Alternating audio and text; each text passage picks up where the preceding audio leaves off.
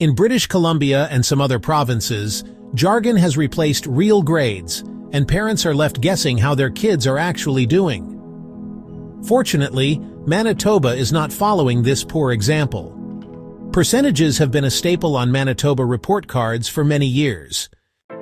A Manitoba NDP government did the right thing when it introduced a provincial report card in 2012 that mandated percentage marks for all grade 7 to 12 students.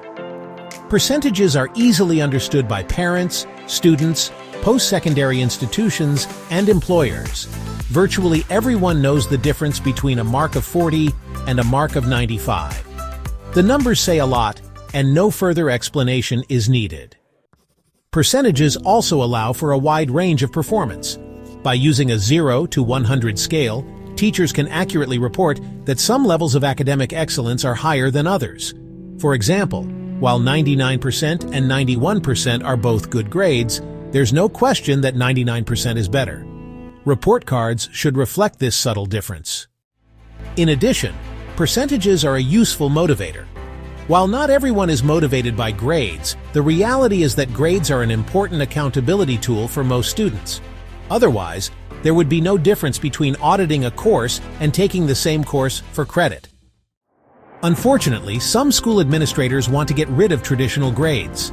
For example, in 2023, a high school in the Louis Riel School Division replaced percentages with descriptive terms such as emerging, progressing, applying, and mastering.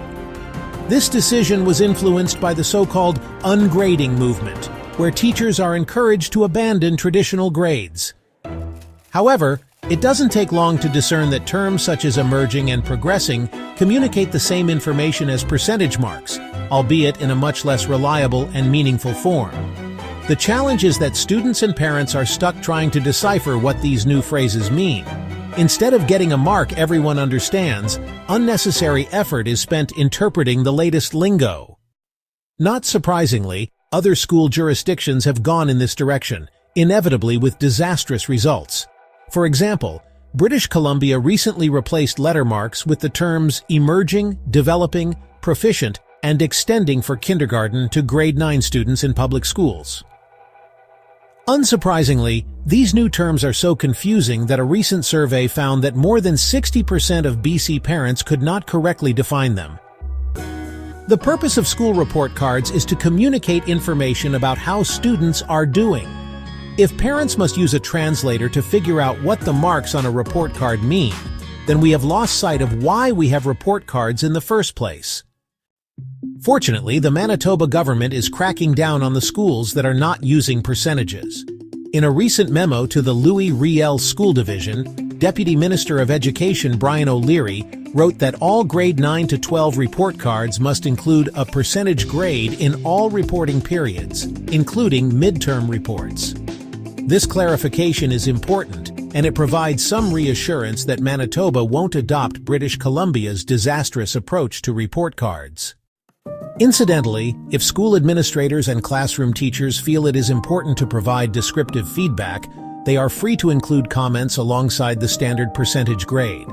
If that additional feedback is helpful, parents and students will appreciate the teacher's effort. Manitoba is doing the right thing by keeping percentages on report cards. Clear and understandable report cards are essential for all students and their parents.